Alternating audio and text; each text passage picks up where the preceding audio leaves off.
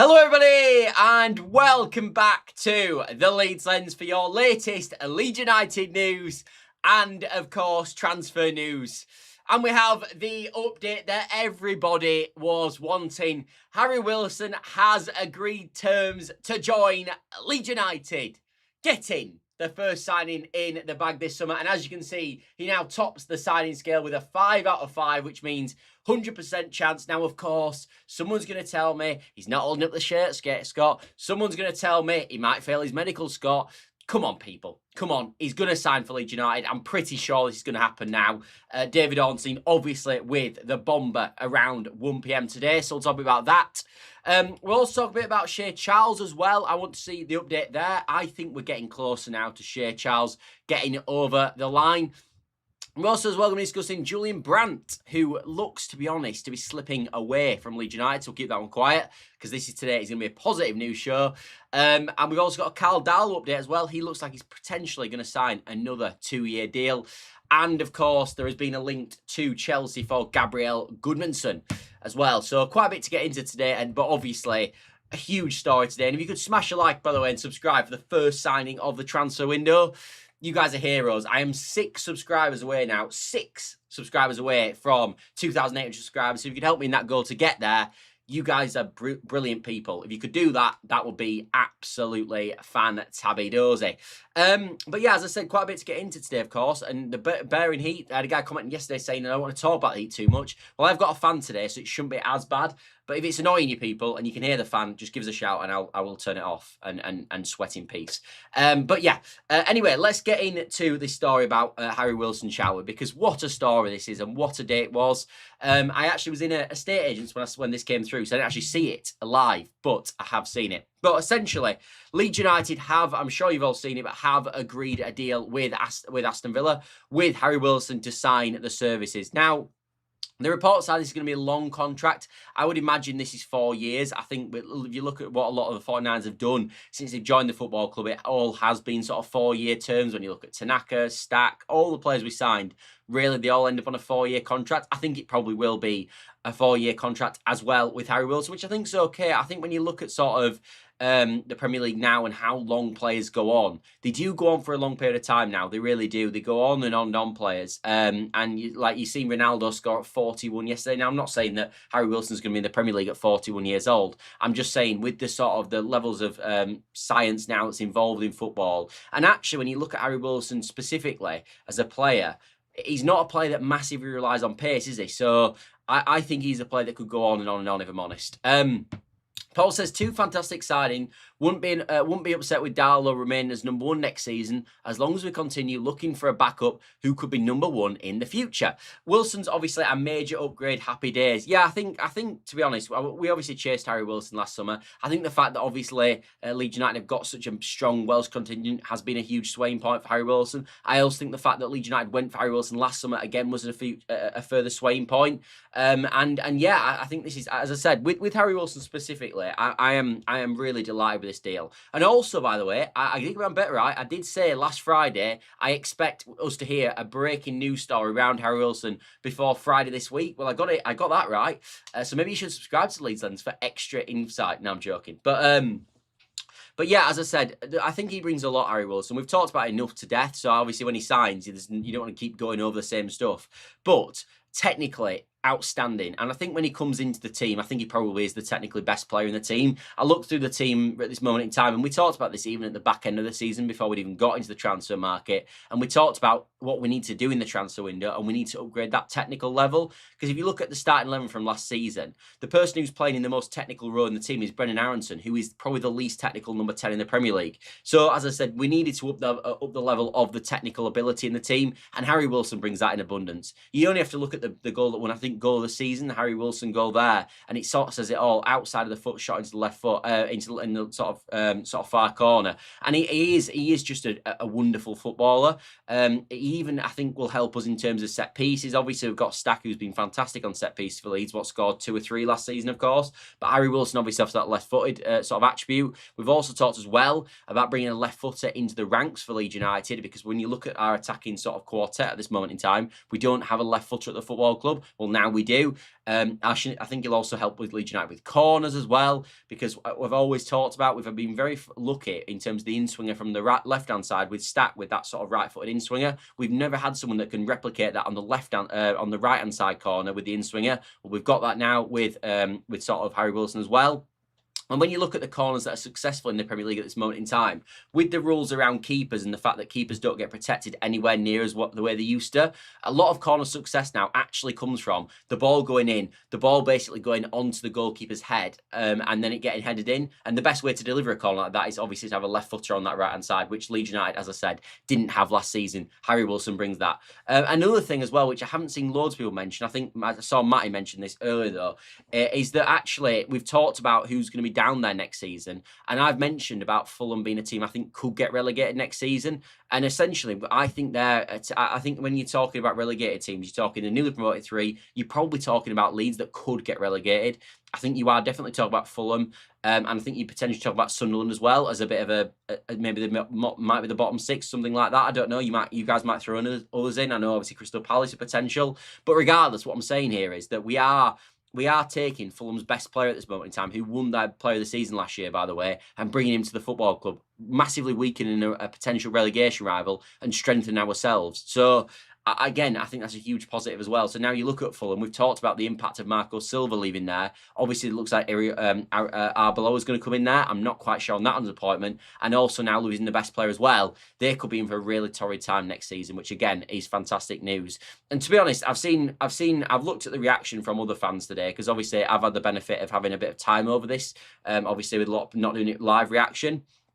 And any sensible fan, in my opinion, is saying that this is a really, really good deal for Leeds United. I think you've seen salty Fulham fans, salty Sunderland fans, salty Everton fans all saying, oh, he's on, I've seen it all. He's on 150 grand a week and he's got a 10-year deal at Leeds United. No, he hasn't. No, not at all. It's probably going to be a 3 or 4 year deal in around £100,000 a week, which, by the way, you can't have your cake and eat it sometimes. Like, realistically, we're getting a player here, 29 years old. We're not paying a transfer fee for him. Something's got to give. Something's got to give. So the wages might be a bit more advanced than usual, but something has to give, doesn't it?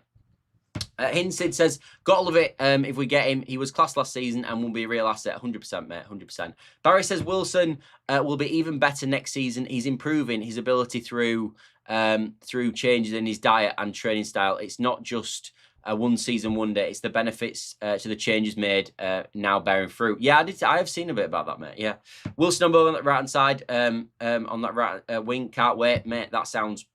You can just imagine, actually, because I think even when you talk about Jayden Bogle and Harry Wilson link up, because we're always playing a right footer down that side, it doesn't help Jayden Bogle around the outside and overlap. Whereas actually now, if you've got Harry Wilson drifting inside and you've got Bogle going around the outside, that could be a real threat for Leeds United. And you would expect as well, because Bogle's quite a high IQ footballer now in the Leeds United setup at this moment. He's probably one of the higher IQ players we've got. Actually, him being able to link up with Harry Wilson now, that right hand side where they're both on the same wavelength, compared to sort of Brendan Aronson potentially being there, or Dan James being there, I think we're going to see levels. I really do think we are going to see levels. And as I said, I'm very excited. I think this is a really solid start to the transfer window, and something I haven't seen people mention as well with the Harry Wilson thing. Not to go into too much, because we'll go on to the next story in a minute. Is that we've got this deal done really quickly now, really quickly. So he's going to be ready to go. One of our statement signings, probably the window coming in before the start of pre-season. So he's going to have a full pre-season, get fully embarked in the sort of Daniel Farke system, and be ready to go for that first season of the year, or that first game of the season, which is a huge benefit again for us. Rob says, if only we could get the 100 grand a week Harrison off the books, Wilson could be net cost of 20 grand a week if he's costing 120. Yeah, true. I guess that is true. Anyway, let's move on from Harry Wilson and let's talk a bit about Julian Brandt, shall we? Because I think we'll sort of put Julian Brandt in there, because everything I'm hearing at this moment, and I'm not ITK, and I'm not saying that I've heard anything personally, but everything you sort of seen online, I do think the Brandt deal is potentially slipping away from Leeds United at this moment in time. I do believe that. Now, I'm not saying that we're not going to sign Brandt. He's still obviously a 3 on the signing scale. But if you look at where Shea Charles is, or obviously where Harry Wilson now is, the chance I think of getting Brandt is starting to slip away. I don't think the feedback coming out of it's particularly good. And there was also a part I read actually about Julian Brandt that he's on £6.9 million pounds a year at Dortmund. And if he's on 6.9 million a year at Dortmund, that is around about, I think, about sort of £125,000 a week, maybe even more, maybe sort of 130 plus sort of grand a week. And obviously being a free agent as well, I don't know if Leeds United are going to give him 150 grand a week, if I'm honest. I don't think we're going to give Brandt 150 grand a week. And also, like I forgot to mention the other day when we talked about this, there are other really good options on the table for Julian Brandt as well. When you sort of look at Roma and Atletico Madrid, who are both, according to Team Talk, are leading that race. Now, of course, Team Talk will be wrong. They're wrong quite frequently, in truth. But as I said, I do get the feeling with Julian Brandt that it is starting to slip away from us. But of the two, Wilson or Brandt, I got asked this a few days ago. Wilson was still the one I wanted just because of that Premier League experience and proving that he can do it at this level. Can't believe it's not Leeds say his source, Charles is close. Can't believe it's not Leeds says his source says Charles is close. Looking to be done in the next 40 hours. Yeah, you're on about. I think you're on about Imagine not being Leeds. So Matty, Imagine not in Leeds, by the way. And shout out to Matty because I'm actually going. If you want to see me and Matty go head to head, I'm actually going on his channel tonight at 9 p.m. So definitely go and check that out this evening if you are around about 9 p.m. or if not, just watch it after the fact. But me and Matty obviously were talking about that. But Matty did a video today if anyone has missed it, and Matty's heard a few things from this source. He heard about the Strand Larsen bid in January. He heard about Rutter leaving all that time ago when he was actually at the game. He's heard about obviously this news now about Harry Wilson, and he's been told that actually with Shea Charles that Leeds United are basically closing on that deal and they expect to be done in the next week or so. Which again, if it adds up, which is that the story with Shea Charles has always been that Southampton need a sale for PSR. Leeds United have probably got that money out spare because of where they finished in the league compared to where they counted for finishing in the Premier League. So if Leeds United if Southampton need that sale of Shea Charles coming up right now, then of course by the 30th of June you'd expect this deal to be done, and I think that's where we're heading towards. It says there's a lot in it when you read into it about Shea Charles, where it's not that Leeds United have walked away from the table; it's that that negotiations are continuing to carry on. I wonder if Leeds United potentially are doing the whole waiting game with this at this moment in time, where we're going, there's our first offer, and rather than basically negotiating ourselves and putting a second bid in, maybe Leeds United are waiting to hear back from Southampton to see sort of the price point they're looking forward to, which of course, the closer they get to the 30th of June, with Leeds United being the only player or only club interested in Shea Charles at this moment in time, potentially means that that's where we're heading towards in terms of we're going to wait to see what Southampton's move is, because they're the ones that fundamentally need to sell. We don't need to buy before the 30th of June. So I think maybe that's what we're heading towards.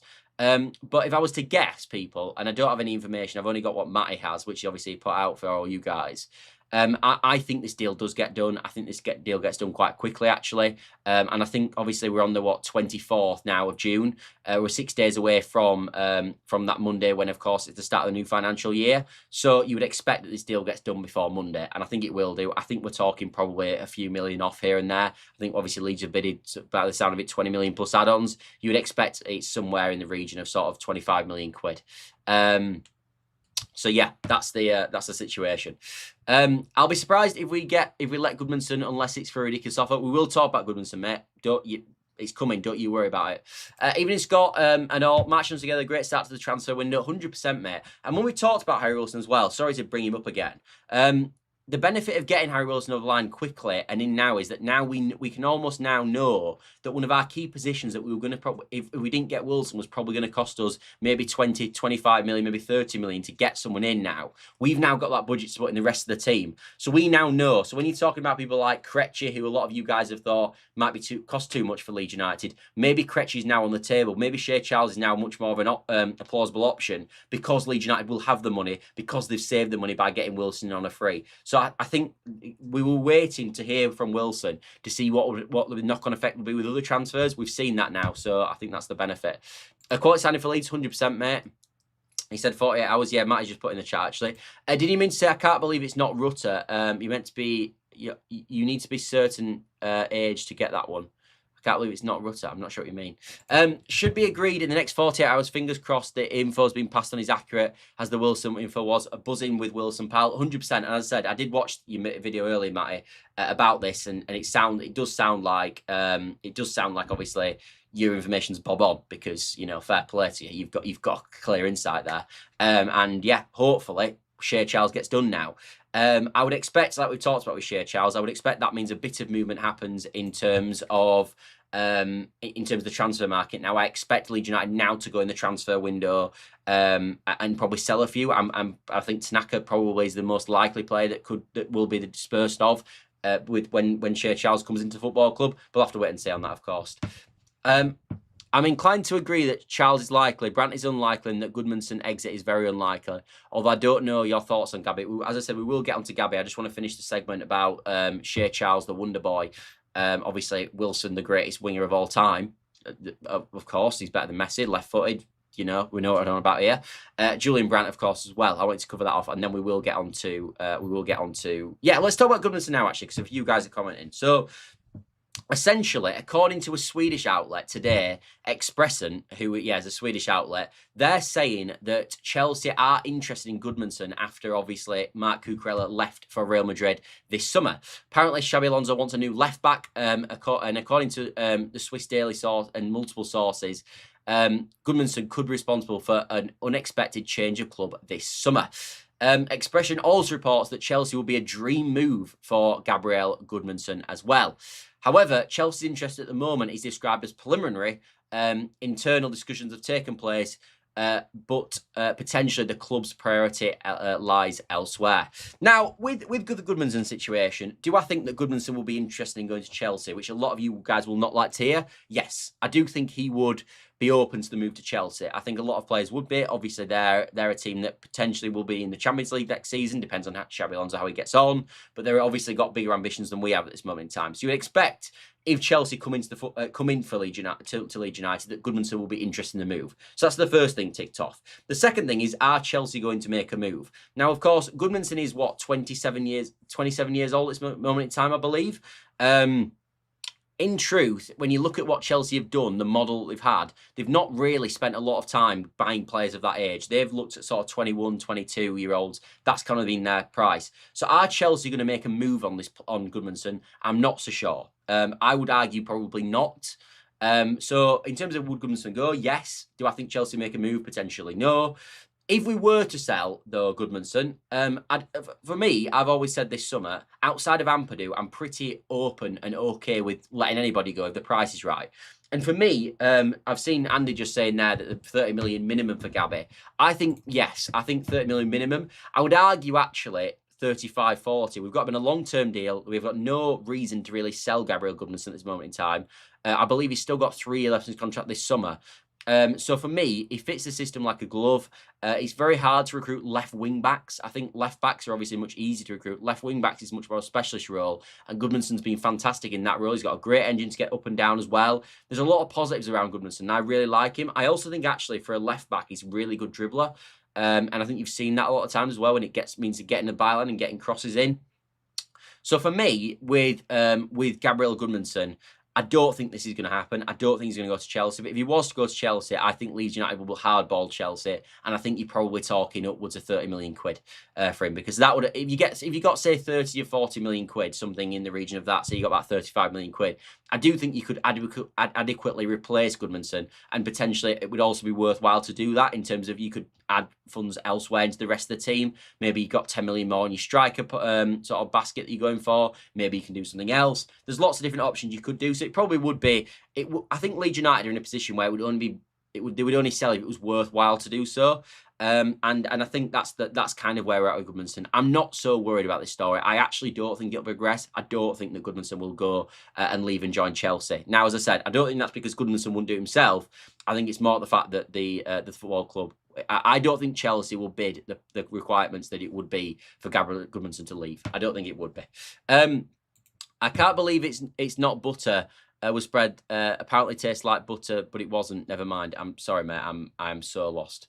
Bogan and Wilson played well together at Derby. Good point, Peter, to be fair. Charles will probably accept that he won't be a guaranteed starter, and also that he might be used in a different position. Hopefully, he will anyway. Well, truthfully, with Charles, I think one of the benefits is that he can actually play centre-back, and I wouldn't normally say that with the sort of profile he is, with him not being the stockiest and strongest player. I know he's 6'2", but he's not massively bulky and strong for a centre-back. But actually playing in back three, that's totally plausible. Like, like you've seen Gudmundsson be able to play that role. So I think Shea Charles makes a lot of sense because he can play in that midfield, and I think that's hopefully where, if he was going to play for Leeds, that would be a lot of where he plays, but he can cover at centre-back as well. So you actually get two sort of the price of one in a roundabout way. Now, I don't really like that logic, truthfully, but that is the case. Assuming Chelsea make a move for Gabby, and Gabby wants to go, presumably LUFC can block the move. The only way we'd sell him if we get crazy money like 50 or 60 million, which will scare off even Chelsea. I don't think 50 or 60, mate. I don't think it'll be that. I think if Chelsea slap 40 million quid down for Gudmundsson, I think he'll leave. I just don't think Chelsea will pay that sort of money. And also, as I said, when you look at sort of how Chelsea have recruited since sort of Todd Bowley and co have come in, Egbali, etc., they haven't gone for older profiles. Now, of course, Xabi Alonso is now in charge there, and he also got given the managerial tag, whereas I believe Rosenior and Potter, etc., are all head coaches. So maybe he's got more power in the market, and maybe that might force him down a different route of buying some older profiles. But again, I just don't see this one happening, if I'm honest. I don't see this one happening. Take your time reading comments and don't rush, mate. You sometimes confuse yourself. I know you said you're dyslexic, but you can slow down a bit. Well, thank you very much, mate. Scott is too young for some references and explanations beyond his youth too. Big up, Scott. Yeah, apologies, people. I am only 24. But by the way, if you put the same reference in tonight, Matty is nearly retired. No, I'm joking. But Matty might get it. So yeah, if you want to try references that are older, tonight on Imagine Not Being Leeds might be the place to do it. Anyway, let's move on from Gudmundsson. We can always come back to that. And let's talk a bit about Carl Darlow, shall we? Because according to the Mail, who were talking last night, apparently Chris Wheeler saying in the Mail that apparently Leeds United are keen on keeping Carl Darlow, and the expectation is that he will sign a new 2-year contract at Leeds United. Now, this is a positive, but I've always said with Gudmundsson, this is a positive if he's not the first choice. I know people are quite okay with Darlow being the first choice for next season. I don't really want Darlow as our first choice next season. I think it's a big gamble, and I've been quite consistent with this, and I know a lot of you guys will disagree with this, and I've argued this quite openly throughout the transfer window. I want Darlow to stay because I think he's a fantastic number 2, as good a number 2 as you are going to get, in my opinion, in this division, and he's proved it last season. Going into the next season, though, with Darlow and Perry, I've still talked about I don't want that as a solution. So I don't want the football club to think, and I'm not sure they will, but I don't want the football club to think because Carl Darlow's signed, that means that now all's fantastic in the goalkeeping department and we don't need to do work. I don't want that to be the solution. So this is like a good tick for me. My only worry is if Carl Darlow signs a new deal, I think there's every chance that he's been offered the first team choice if he's going to sign. So I am a bit, I know people, majority of people will see this as a massively positive story, and I do see it that way, but it's a big, as I said, it's a big if for me because I'm not, as I said, it's nothing against Carl Darlow. I'm just very worried about, like, for example, I'll use an example here. Nick Pope has been fantastic in the Premier League for year on year on year. Last season, he had an awful season. It went completely wrong. They ended up with Ramsdale in goal. It was just a disaster. Darlow is at the age now where he could have a season like that. That could happen. And I just worry with Darlow being, I just hope if Darlow stays that we've got, that Perry moves on, we keep Alex Cairns, which is going to stay now anyway, and then you've got sort of Alex Cairns, potentially, then Carl Darlow, and hopefully another first choice. Now, I don't really want Suzuki. We've talked about that. I think he's too much, and I worry about the way he can handle crosses and stuff like that, so I'm not sure on him. But I do think there's still work. Even if Carl Darlow signs a new deal, I still think there's work to be done in the market, especially in the goalkeeping department. Xabi Alonso has enough options with Hato and Barco. These two invert and allow one of them to Chelsea wingers to stretch play. This is true, mate. This is true. Obviously, Barco coming back from Strasbourg and Hato. But Hato is more, mate, of a sort of a centre-back, really. Hato is not really a left-back. And if they want to play 5 at the back, which we've obviously seen Xabi Alonso do at the likes of Leverkusen, where he was really successful, potentially they want a wing-back, which obviously Gudmundsson would offer. Charles is captain of Ireland at 22, says a lot about him. Yeah, well, I think we always say, Martin, don't we, that Leeds United are very good at recruiting players with the right temperament and the right sort of attributes, but also the right character and mentality.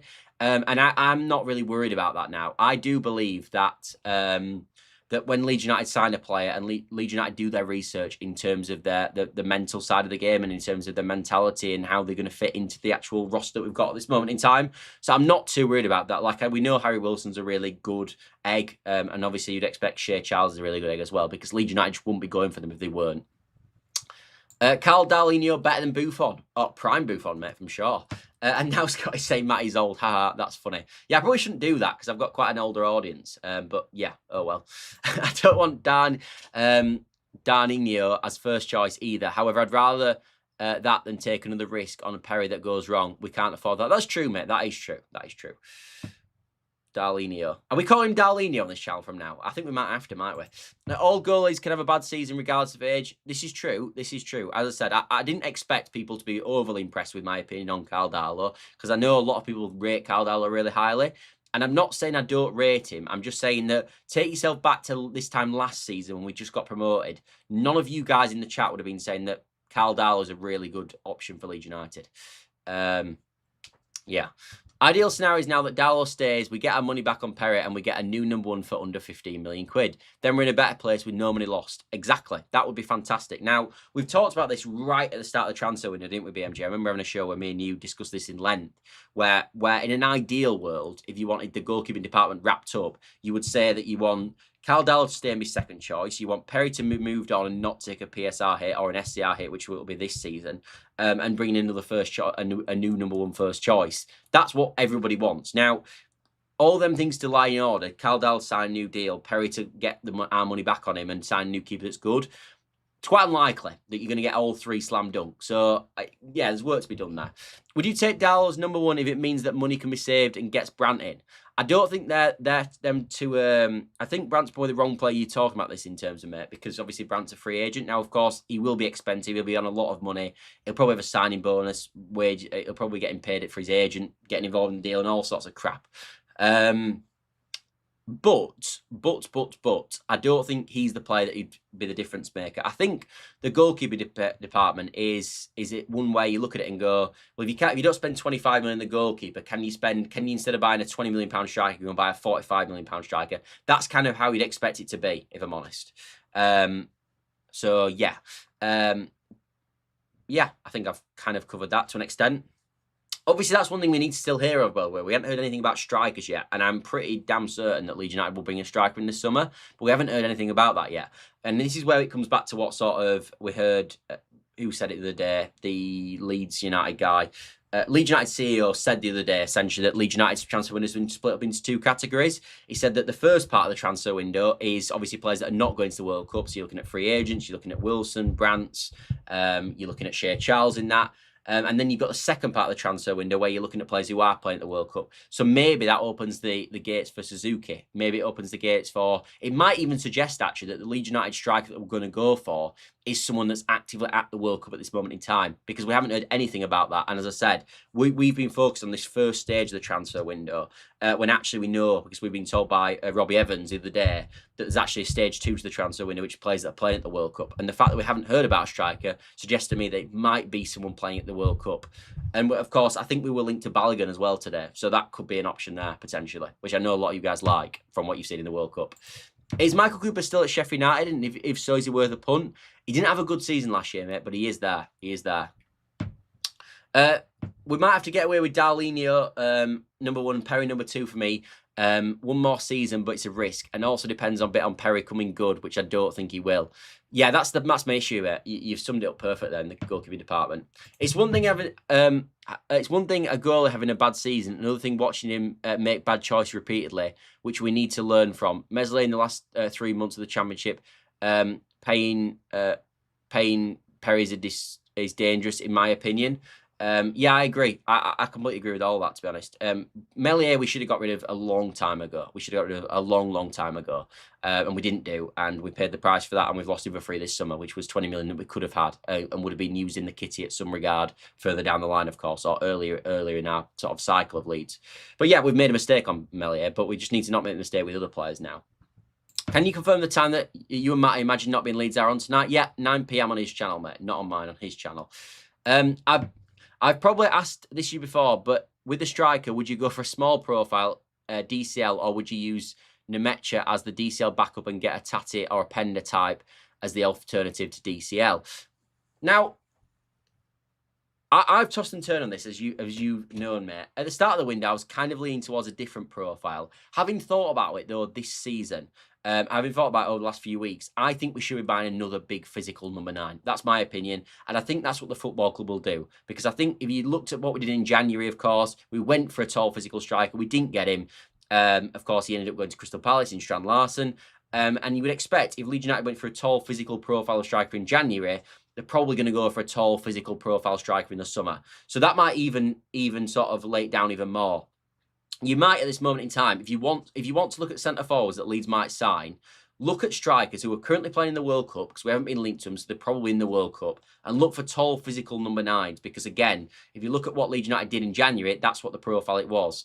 Balogun, to be fair, who apparently Leeds United were linked to today from I think it got mentioned potentially on TalkSport that Leeds United potentially interested in Florian Balogun, isn't a tall, big physical striker. He's a small, diminutive profile. But as I said, for me, I would go with a tall physical striker because I'm slightly worried that if Dominic Calvert-Lewin gets injured, we need that profile in the team, and I don't think Nemecha is good enough to be that, and I also don't think he's reliable enough with his injury records, mate. If that's kind of where I'm at with it. I'm really impressed with Japan's centre forward. Yeah, Ueda, of course, of Feyenoord. He's scored tons of goals last season. He scored over, I think, like 26 goals in for Feyenoord. Had a fantastic season. He's someone that's interesting. Now, of course, he is more the Openda profile. He's a small, diminutive. I think he's about 5'10" striker. I must admit, though, with Tati, the reason I've liked Tati and the reason I've mentioned Tati a few times on the channel is he's kind of a bit of both, isn't he? He's got that pacing behind Tati offers, and he's also got that really good work rate, but he's quite sort of powerful, and he's quite good at holding the ball up and bringing us into play. So I like Tati because I think he's a bit of a mix of both. I think he can do the Openda stuff, not quite as well as Openda. I don't think he's as good a dribbler as Openda is. I don't think he's got the pace of Openda.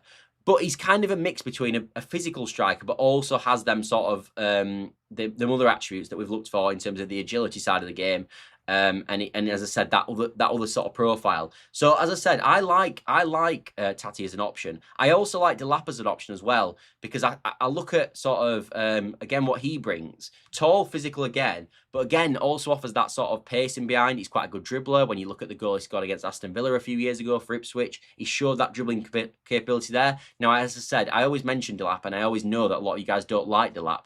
I think your opinions will change if Delap signed for Leeds and you saw him in the flesh. I think he'd be much better at Leeds. It's a better environment. We've talked about it enough times. I don't want to bore you guys, but it's a better environment.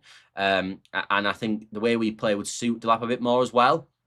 So, yeah, I like Delap. I think he's a good option and could do a bit of both. But Tati, I think that as well. Maybe Joe was right all along. Is this in terms of Joe Blackburn's comment about Leeds United having extra money because they finished higher in the league? Yeah, I said that time. Meslier was a mistake that we couldn't really have predicted. His deterioration was pretty quick. By the time it was obvious, it was too late. I would agree with you normally, mate, but with Meslier, we should have sold him the year we got relegated. That's when we made a serious balls up, in truth. Tall physical striker, Haaland as a backup to DCL. I'm game for that, mate. I would argue Haaland might start above DCL, but probably not. Probably not. DCL, you know, he's our boy, so definitely not.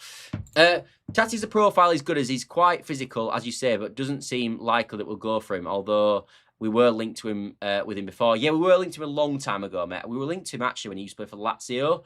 But that's a long time ago now, and that was under the sort of Victor Orta board and Kinnear and bloody all them clowns. So yeah, a long time ago, mate. In truth, a long time ago. Anyway, what else are we going to talk about today? I think we might be nearly through the show today. Bit of a shorter show. I'll just have a quick drink of water, and I'll read through as well.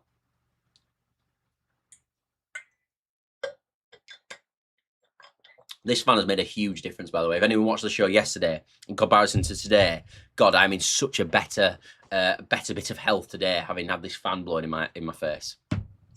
Hi, Scott. Just arrived to the channel to hit the like button before it started. Hint, hint, fellow LUFC family. Heard the news and elated. Great signing. Hope more quality to arrive. 100%, mate. 100%. And thank you, by the way. And also, if you are watching live, there's like 120 odd of you in the chat right now. If you could help the channel by dropping a like and subscribe, that it does massively help me. As you can see at the top right or top left of your guys' screen, I'm currently 6 subscribers away from 2,800. So if you get me to that today on stream, that will be absolutely fantabulous. Hate that Tati, him and Pablo, never rated any of them. Always look gash, says Blakely. Well, Tati did score 6 goals, mate, in less than half a season. So you double over that over the year. And he was probably going at similar got a goal per game as a Dominic Calvert-Lewin last season. So I like Tati. I think Pablo's crap. I agree with you on that. I wouldn't want Pablo anywhere near my football club. He's awful. He looks laboured. He looks sort of sluggish. He turns like a bus. No to Pablo. But yes to Tati for me. I saw a link to Broja Burnley. Have you seen that link? What do you think of him? Boof, that's what I think of him. No. Definitely not, Broja. A few things with Broja, in my opinion. A few years ago when he had that season at Southampton, I definitely took him. I thought he looked a really good sort of upcoming prospect at that moment. He's been awful for years now. And also, for the record, he's had injury after injury after injury. He got an absolutely horrific injury a few seasons ago for Chelsea in a pre-season game where he sort of collided with the post, I believe. And he's never really recovered since. He's literally always injured. And I don't even think when he plays he's that good. So I can't believe Burnley went there last summer, if I'm honest. So there we are. But in my opinion, is busted flush, had potential but seems rubbish now. The striker version of Melier. Exactly, mate, exactly. Chelsea may offer Jackson plus money. They might do. I don't think they would, though. They won't. I don't think they would. I don't mind Jackson, though. I don't mind Jackson at all. He's actually, for me...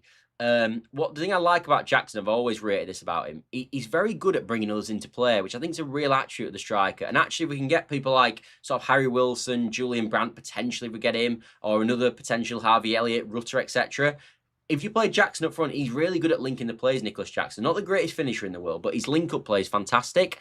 I don't mind Jackson. I think he's a decent option. I really do, but I don't think we'll go there, if I'm honest. He's also not a big physical striker either. He's not small, Nicholas Jackson. I think he's about 6 foot, but he's not a physical profile. Brosa is also very injury prone. Yeah, he is. The goals he scored were against teams who didn't try like us, and he got 1 versus Wolves. 1 was Wolves, 2 was Newcastle. Was just a worldie. Truthfully, Blake, I get what you're saying with Tati, mate, and you don't have to want him. But we're not really writing him off because he scored a worldie, are we? I mean, that seems a bit ridiculous, if I'm honest. Jackson looked in the first World Cup game. He did. What do you think of Likovic as a number 1 if we let go of Perry? Really like him, mate. We've actually mentioned him a few times on the channel now. It's been brought up for the last few days.